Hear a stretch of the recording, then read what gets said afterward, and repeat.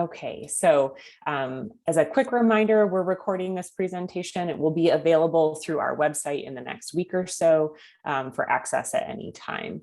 I've compiled a slide set here. We've made it all the way through sort of to the end of our structured components of different aspects of an application.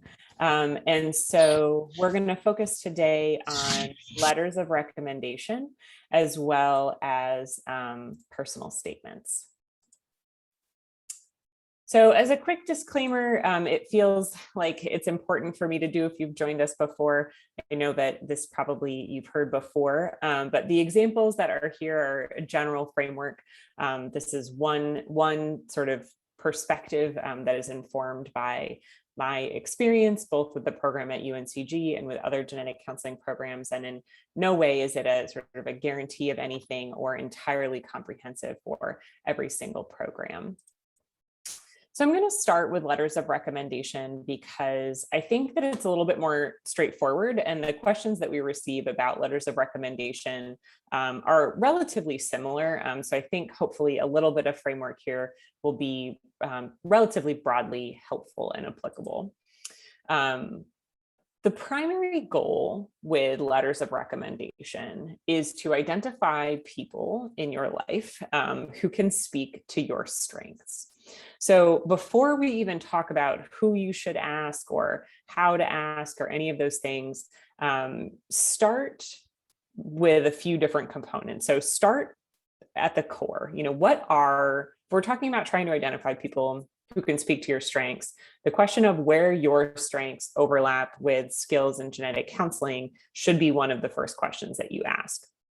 And so if you're not quite sure what the skills are that are utilized in genetic counseling, then I would encourage you to explore the ACGC practice-based competencies. I've shared this link before in some of our other presentations. They are publicly available. I have the link here. I can share it in the chat later, but it gives you the opportunity to look both broadly and in detail, because the document has both sort of summary and a little bit more detailed points about the strengths or the skills that are utilized in genetic counseling. So take a look at that and ask yourself, where in your life up until this point have you been working to develop some of those skills? Of course, in no way do we expect you to have all of those skills. You wouldn't need to go through a program in genetic counseling if you did. But there are certainly areas where you could say, hey, my experiences have built skills for me in the following categories. One of the other things to consider is your relationship to the potential reference. So is this person somebody who you know professionally? Is this person somebody who you know personally? Is it both? And I'll talk a little bit more about that. And is it both under sort of the professional umbrella, or is it both more under the personal umbrella?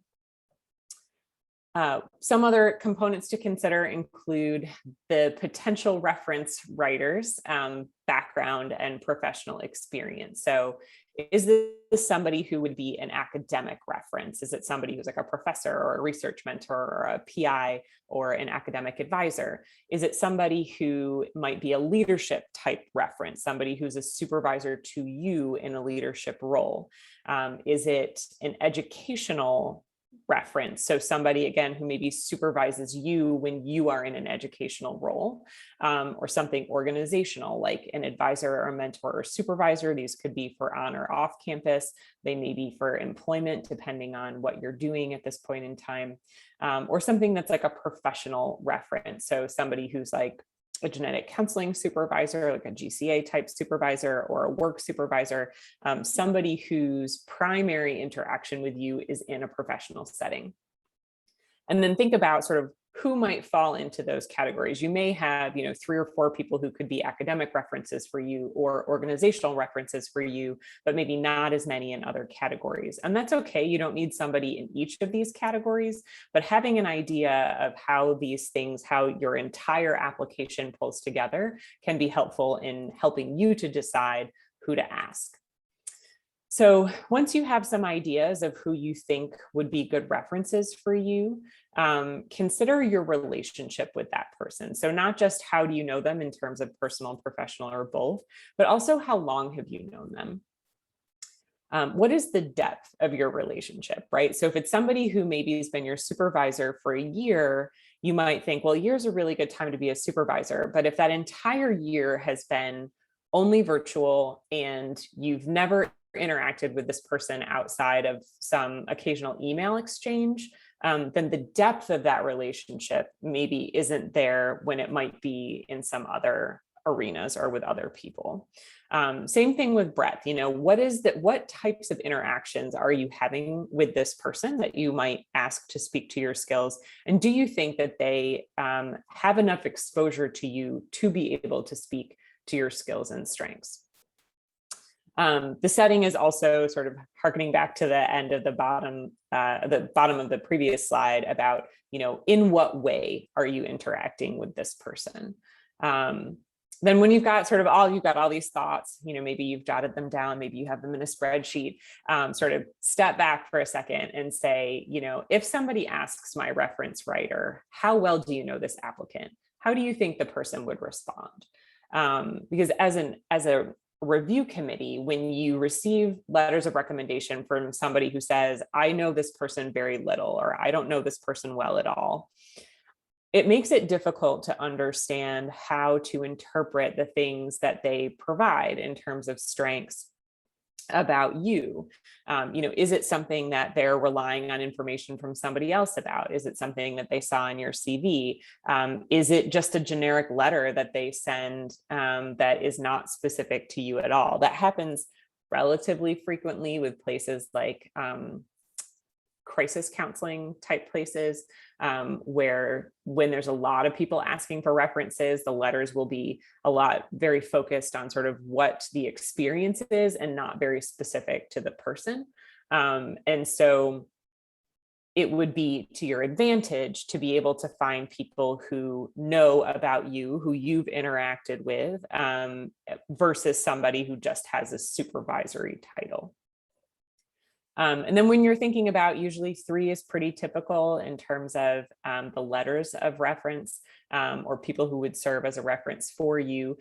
Look at them as a collective for you. If your application is going to have these 3 people, do these 3 people cover a variety of your strengths? What is the value that each reference brings to your application? You don't necessarily need to have 3 in all different categories. Again, you might have 2 people who are technically academic, but one is your advisor and one is a professor. And so the professor maybe is speaking more to your academic performance or your work ethic or your dedication and aptitude, whereas your advisor may be sort of talking a little bit more towards the length of relationship and problem solving and critical thinking and approach to genetic counseling or approach to various other things that you've engaged with them about, depending on the relationship with your advisor. So it's absolutely okay to have more than one person in sort of a similar category. And when you look across them for you, try to do your best to understand what value each reference brings to your application in order to sort of make your final decision. When you are asking somebody, some helpful things to consider may be to share information about the field with the people who you're asking. So you can ask, your reference writer, you can say, hey, I'm going to be applying to positions in genetic counseling. Are you familiar with genetic counseling? Do you have experience or exposure to genetic counseling? Would it be helpful to have some background information? So you can share things like about geneticcounselors.org, or you can share the practice-based competencies, and the associated skills and say, this is what I'm looking to get into. And, I'm hoping that you could speak to some of my strengths or some of your experiences with me as it, relates to my goal to go into graduate school or to go into graduate school for genetic counseling. It can often be very helpful. You may have this great relationship with someone, but you may not have spoken about why genetic counseling is what you're pursuing. So it can often be very helpful to hear, for that person to hear, why you're passionate about genetic counseling. What is it that you like about the field or love about the field? What is it that you hope to do within the field? Why is this what you're going after? It can also be helpful if they don't, even if they don't ask, to provide an up-to-date CV or resume so that they can see what you're doing in the other areas of your life that is not where you're interacting with them. And sort of last but not least, allow plenty of time for the person to write a thoughtful letter.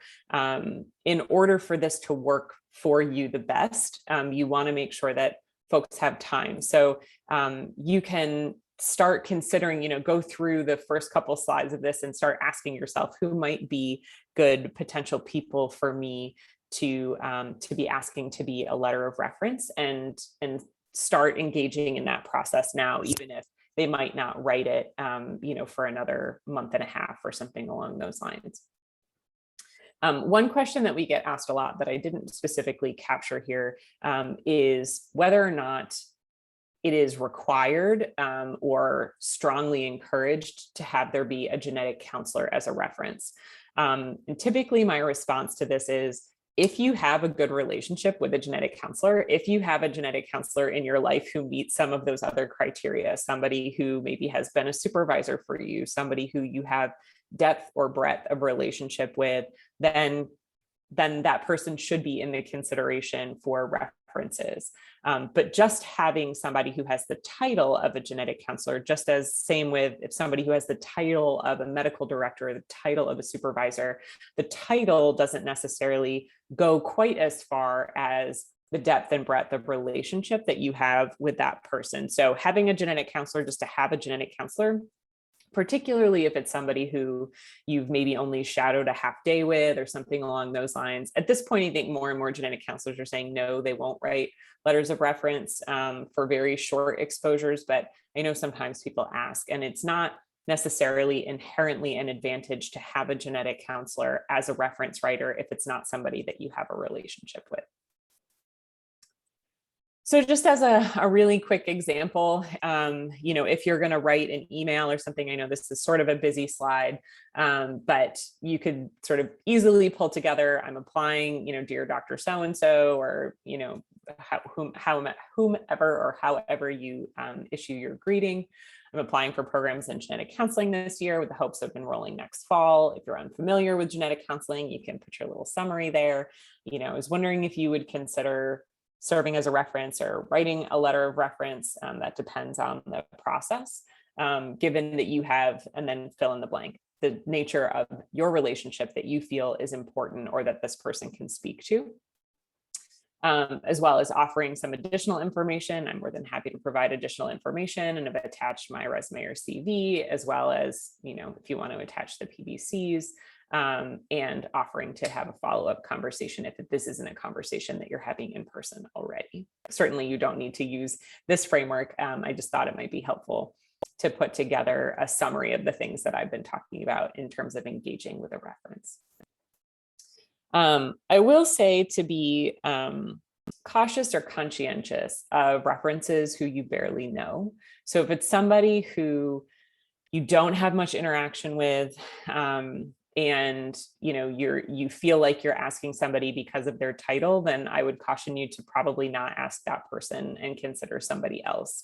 It is not necessarily advantageous when a letter is received that it's very clear that that person doesn't know you very well, and it may be because the reference writer will lead with that, I don't know this person very well, or they'll check a box on a form depending on the process that says I know this person very little. Similarly, if you haven't worked with them for very long, we've had letters where people will say, this person started here last week, but they seem organized and friendly. And that is also going to be limiting in terms of how that person can speak sort of to and for you. And then I would also say to be conscientious of references who you know very personally.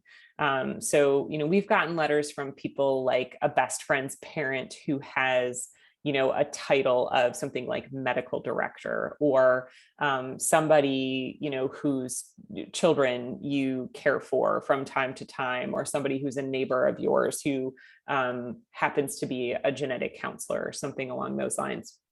When the letters are very, very personal, it becomes difficult to assess if that person's sort of personal bias, and again, usually the letters will lead with that. It will sort of say, I've known this person since they were 2 or 3 years old. They're my child's best friend, and I think the world of them. And that's very sweet. And it's also very clearly through a very personal lens. And so it's a little challenging to figure out how to translate that into some of the professional skills components if that person doesn't also know you in a professional capacity.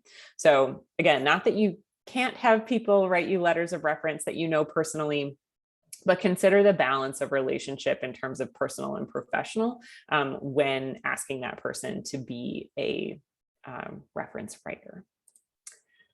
So just as a couple quick final reminders about references, double check individual programs for specific requirements. So some programs require at least one academic reference. Others might just suggest that you have an academic reference. So for example, we at UNCG do not require an academic reference, but in general, it is valuable to have an academic reference when possible. And we understand it's not always possible depending on where people trained or who their primary advisors were, or particularly for people who graduated from undergraduate degree programs many years ago, that person who could speak to sort of their academic performance may not be, maybe retired or hasn't engaged with that person for many years. So we understand it's not always possible. And in general, just try to identify people who can speak to your strengths from personal experience and interaction. Okay. All right, so I'm going to transition to personal statements at this point. There is a question about lab PIs being able to speak to an academic focus as well, or just strictly professors. I think that's a great question. And I would say that it probably depends on the work that you're doing in the lab. But I think that there are many phenomenal skills that occur in a laboratory setting, including things like critical thinking and problem solving, dedication and work ethic, as well as academic performance. So certainly there's a lot of value in lab PIs, particularly lab PIs that you have exposure to and a good relationship with. On occasion, we get letters from people who will say, I'm the lab PI, but this person works with my grad student. And there are times when that will also say, like, so I've received this information from my graduate student, and that's okay. It's you would rather have sort of the person who works with you most directly be able to provide some of that insight. So whether that's the lab PI or a graduate student or someone else in the lab, that's all fine. But in general, lab PIs should be able to speak to that. And you can also ask them.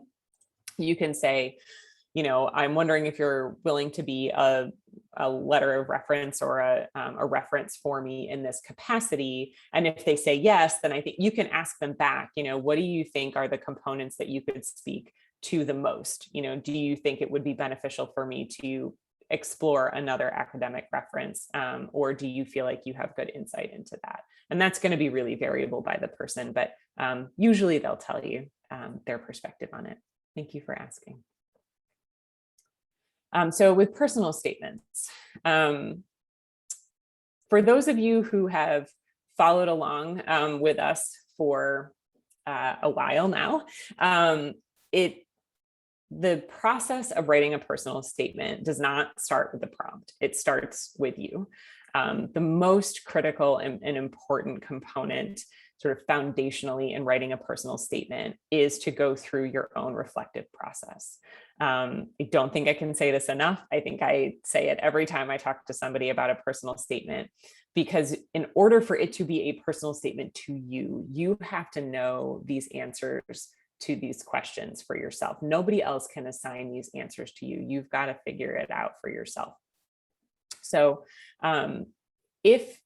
if you can't identify these answers, just starting to write isn't going to make necessarily the answers appear in a way that you might want them to in your personal statement. So sometimes writing and journaling can be a very powerful tool, but journaling isn't necessarily a personal statement. So if you want to go through a multi-step process, that might be helpful. But thinking to yourself and asking yourself and really trying to figure out, what is it that you know about yourself? What is it that you know about who you are?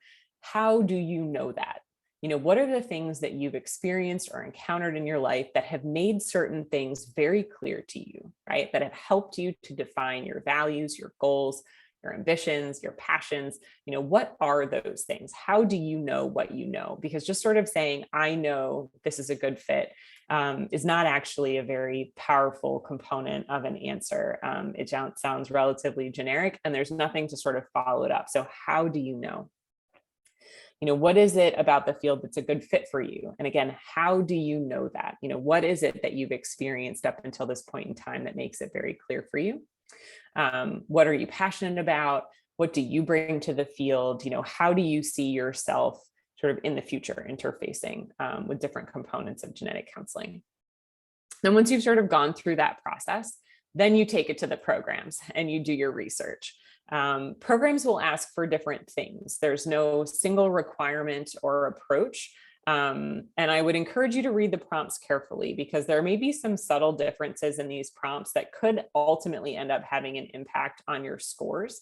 Many programs have some form of a rubric to make sure that there's consistent review across applications. And so it wouldn't be shocking if a component of a rubric indicated something about how students responded to the prompt. And so if you just write one personal statement and you submit it to a bunch of programs, it's likely that you'll miss the mark on sort of responding to the prompt, and that could sort of inadvertently disadvantage you or hurt you in the process. So when you are looking at different programs, and I'll show you some examples because I did some of my own looking just to do a little bit of research, timely research, try to clearly identify what the core components are, right? So what's the length? What are the prompts? What are the lenses? There are a lot of programs out there also that will have word counts and or like margin sizes and font sizes. So do whatever you need to do to capture that information so that you know that you're submitting something in the appropriate format, because not sort of following that format often can lead to people questioning either your interest in that program in particular, or how you process and sort of go through following directions. So I did some Googling and went to a bunch of different program websites. And I have to say, and I'll be very transparent here, it was really eye-opening for me to do this because there's a lot of very generic things out there. And so I was feeling it for and with you when I was going through this stuff. And I had a conversation with some of our first year students earlier about that, about how incredibly challenging it is when things are really generic, when the ask appears really generic. So just as some examples, because I think that there's some big themes here. So reflect on your interest and experience in the field. What personal and academic characteristics do you have that will allow you to successfully complete a training program? Describe your reasons for applying to a program, your preparation, and what about your background sort of fits into the field from your perspective. What are components of your perspective and background that you believe will contribute to the diversity of a program in the genetic counseling profession? Describe some of your past experiences with advocacy, supportive counseling, or working with individuals with disability, genetic counseling, or genetic conditions or health concerns. Describe how your experiences have shaped your perspective through reflective process. Spoiler, that one's ours. And how has this prepared you to enter graduate school and ultimately the field of genetic counseling? What makes the program a good fit for your academic and personal growth? I think when I look at these, and this is obviously just a very small sampling, there's a theme that's starting to emerge here about capturing your experiences. So again, going back a couple slides, starting with that reflection and critical process. What are your experiences? What are the experiences that have shaped your perspective and your worldview? It does not need to have started for you in elementary school or in middle school or whenever you first encountered genetics or genetic counseling. It doesn't have to start there in your story. There may be many other time points and opportunities that are very salient in sort of shaping your perspective. And that's what you want to try to identify. It was also brought up to me, thankfully, by one of our first year students, and I will give her credit for this, that sometimes on web pages for genetic counseling programs, the prompts are very generic. And then when you get into the application portal, there might be something that's a little bit more specific. So if there's a school that you're really interested in applying for, you may want to explore going into the specific application system and double checking that sort of personal statement prompt to give yourself time to figure out, is there something, a more specific question within this portal that you can spend time developing an answer to, instead of sort of being surprised by that by showing up a couple days before the application is due. So in the sort of next couple portions of slides, I've got some general tips and things to consider when you are putting together a personal statement. So I wanted to start with referencing a program, because there was that question that you saw on the list that said, what about this program is a good fit for your academic and personal growth?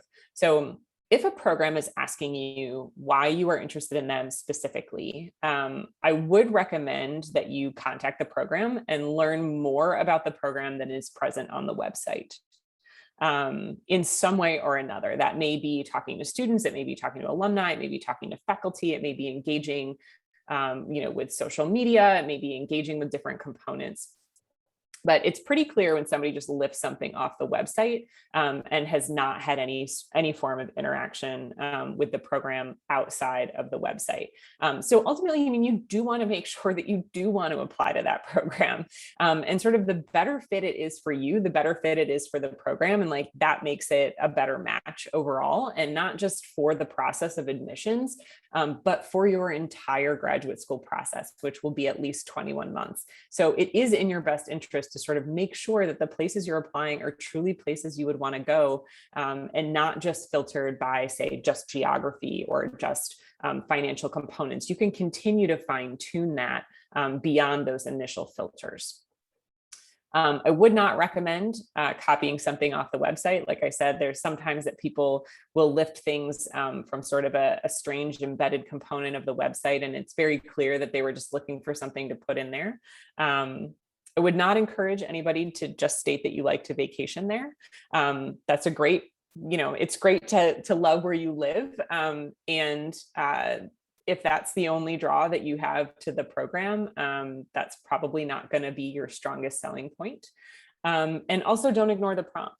So like I said earlier, there's often a component of a rubric where there will be an assessment of how questions are answered. And again, programs are looking for best fit for them, just as you're looking for best fit for you. And so the more you can speak to that, the more clear it will be for programs that you would be a good fit for them as well. One of the questions that we get asked a lot is sort of, how should I approach this? What is it that I should be considering? And I think one of the key components, one of the things that makes personal statements rise to the top all the time is a demonstration of perspective.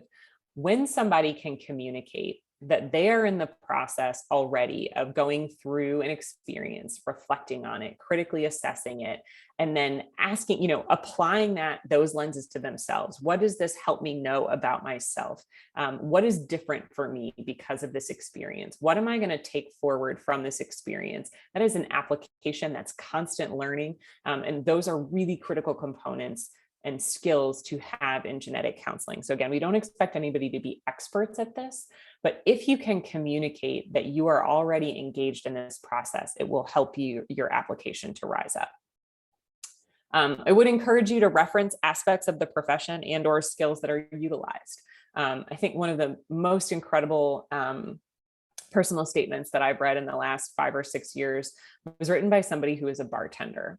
And they were very specific that you maybe wouldn't expect there to be a lot of overlap in skills in bartending. And they did just a phenomenal job identifying the components of their work that taught them things about listening beyond the words that somebody says, listening, paying attention to nonverbals, about engaging with the team, about the power of just listening to somebody, about how to ask questions to elicit what somebody is really wanting, and the engagement process in that. And it went on and on and on. But My point is that there was a reference to skills, there was a reference to this person's sort of current life, and there was perspective in, this is how we are going through this is how I'm going through this process, this is what I'm thinking of, and this is how I see it applying to my next steps. That is such an incredible, powerful combination.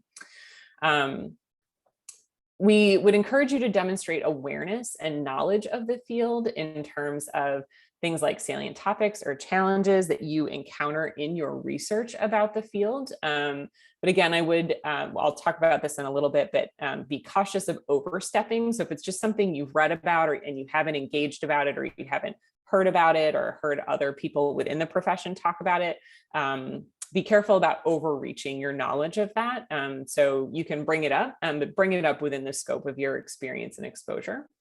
I would encourage you to focus on what's important to you in your process. So, it can be very easy to fall into this trap of trying to figure out, how do I tell this story in this one way? But ultimately, it doesn't have to be that. In the end, sort of the too long didn't read takeaway is explaining the why is often more important than explaining the what. And I'll talk a little bit more about that, but the why for you is often a more powerful story and a personal statement than what you have done, just sort of reiterating components of your CV or your resume. One example format that was brought up by one of our students that I thought was a really helpful starting framework was thinking about the personal statement in 3 parts. The first part being sort of, what do you know about yourself? Particularly if this has been informed by an experience or a series of experiences that you can provide an overview summary about. Part 2 being, how do you see genetic counseling fitting with what you know about yourself? So that would be reference to the field in general, and probably some of those developing skills. And then the third part being, how is the program that you're applying to, how can that program help you? Why is that program a good fit for you? And the next part of your professional development, and sort of thinking about it in this general sort of 3-part framework. I think it's a good place to start. It doesn't have to be this, but if you are feeling totally lost on how to set this up, I think this is a good place to start. We get a lot of questions about personal disclosures, things like, should I reference something in my past that I think might be impacting my application? We see this a fair amount in something like sort of the third bullet here, where somebody might say, I had a semester in undergrad where my grades really lowered my GPA, or the semester that I took biochemistry, all the courses that I took that semester, I did not sort of achieve to the fullest of my ability because of some things that were happening. And like, should I speak to that?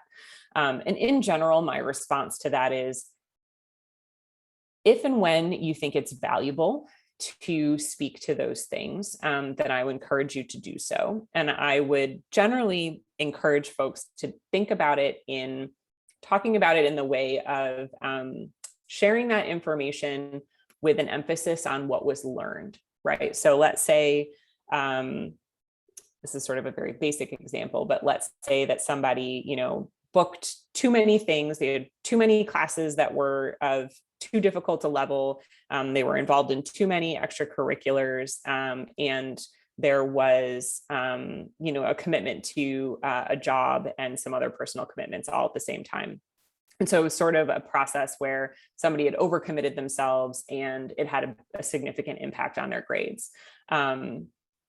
When speaking about that, putting that in the framework of, this was my mindset going into it. These are the decisions I made. This is what I learned from it. This is what I learned about setting boundaries, or saying no, or getting help, or, asking for deadline extensions, or talking to friends, or getting a tutor, whatever the things are that I learned from the scenario. And then this is what I do now when I am faced with a similar situation, or a potentially similar set of circumstances. That type of framework is very powerful because it demonstrates sort of the process of learning and growing. I think it's much more powerful. We've seen people who have said, in this semester when I took genetics, I got a C. the genetics professor at my institution is notoriously the most difficult professor, and so that's why I got a C.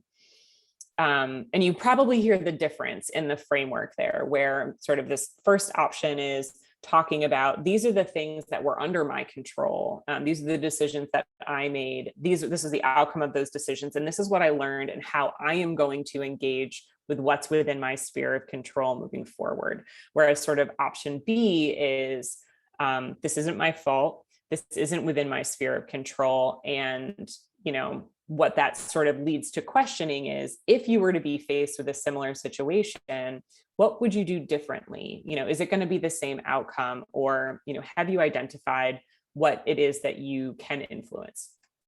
There's similar questions that we receive about how much detail somebody should provide about a personal experience. In general, I would say that's up to you. There's no requirement to disclose any personal information.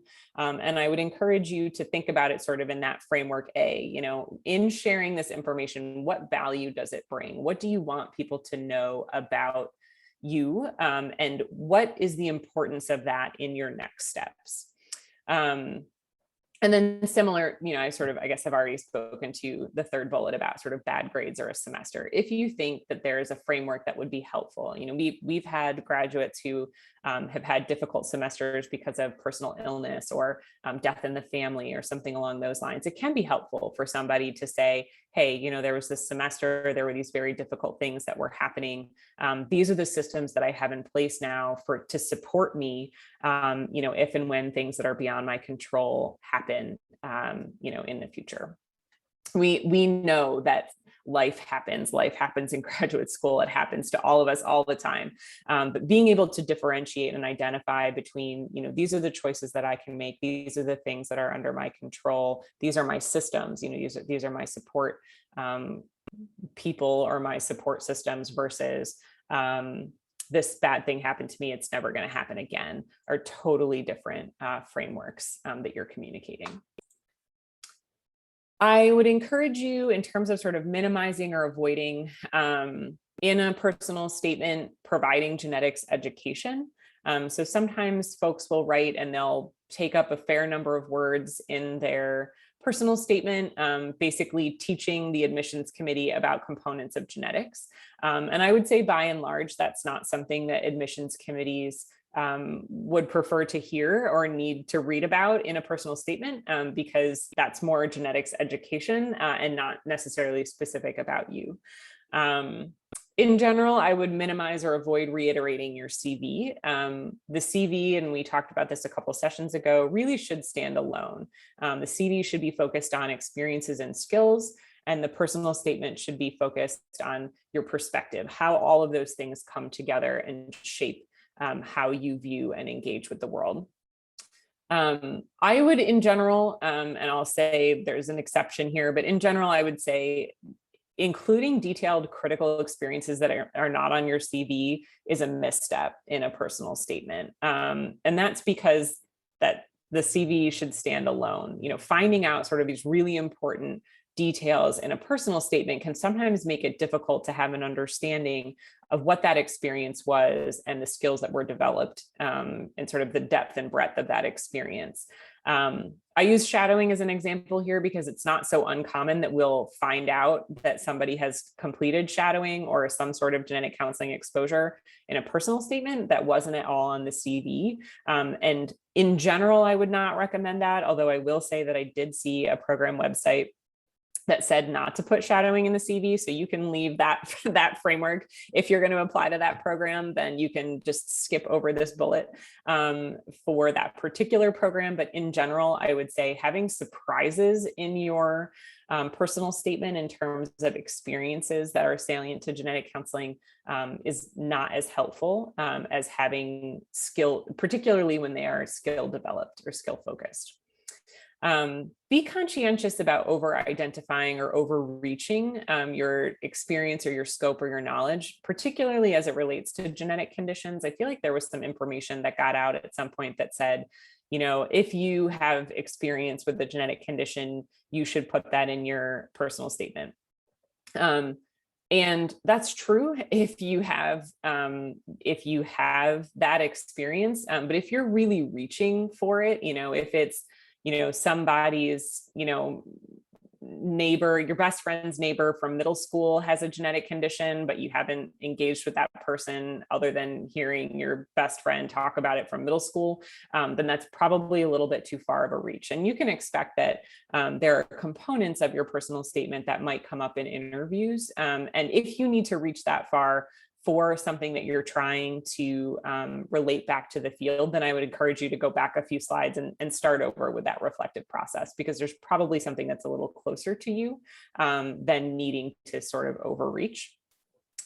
And sort of last but not least, and this is, again, was another tip derived from talking to some of our students, was try not to compare yourself to other people and what they're doing. I know it's a slippery slope. There's a great supportive atmosphere out there for people who are all trying to get into genetic counseling training programs, but you don't know all parts of somebody's story. And so if somebody tells you, this is what I'm going to write about in my personal statement, try to keep that there where it is. Try to say, okay, that's what they're going to write about because that's what's important to them, or that's how they want to approach this. That doesn't need to inform what you're doing.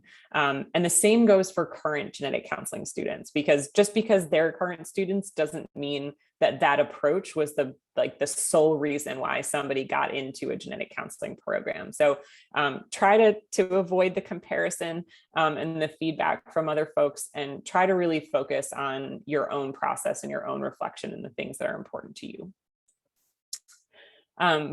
Some of the common questions that we get, and these are a little bit categorical, and I appreciate those of you who submitted questions or sort of summarizing them in some big umbrellas, but sort of like, what's one piece of advice for writing a personal statement, or what's something to tell people? And I would say, be yourself, use your own voice. You want people to get to know you and who you are, and this is your opportunity to really do that and to shine. Another common question that we get is sort of, how do you cover it all without sounding generic, or how do you cover the entirety of your life experience in a personal statement? And I think the short answer is you don't. I don't know if I think that it's possible to do that and to do it well, given the confines of a personal statement. And ultimately, I don't think that should be the goal. You don't need to, although you are sort of the summary of all of these life events, you don't need to tell us all of those life events in order to communicate your perspective, from the history, like the entire history of your time. There are other ways that you can approach it, and you don't need to try to cover it all. That's okay. Sometimes depth is more valuable than breadth, as long as you've got the breadth somewhere else. If you're covering the breadth in your CV, you can go depth in your personal statement.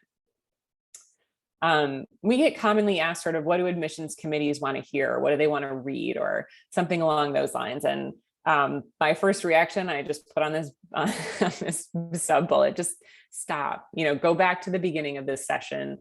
This is not something that, if you are so focused on trying to put together something that somebody else wants to hear, you're going to lose yourself in that.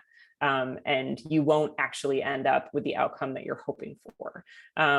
What admissions committees want to hear is you, your perspective, your experience. If we think about those sample prompts that I shared, almost all of them asked for you to describe your experience. So that's what they want to hear. So if that means you need to do a little bit more work up front to figure out what are the experiences that I think are most important, or that I really want to speak to, then spend more time doing that than trying to figure out, how do I put this in a way that somebody at the admissions committee is going to want to read it, or that it's going to speak to them. Like, be true to you, and it will. That is all that I have for this piece. I'm more than happy to take questions. We have our final session, which is just going to be an open Q&A on November 3rd. And then we're looking in November to have a small series of student-run sessions. So keep an eye on our social media for access to that, where it'll be sort of live engagement with many of our different students and their perspectives and their backgrounds, both on the process and on the program itself. As one final sort of plug reminder, the match registration is live. So if you are going to move forward with applications for this cycle, make sure that you complete that registration for match, which has a deadline of mid-October. You have to do that in order for your application to be reviewed mid-December. Did I say October? Mid-December. In order for your application to be reviewed by an individual program, you have to have registered by the match by that deadline. Even if the program deadline is in January or February, you have to register for match by the match deadline. All right, it's clearly time for me to stop talking. So I'm going to stop the recording, and I'm happy to take any questions that you might have at this point in time. Certainly, you are welcome to leave at any point, and thank you so much for joining us.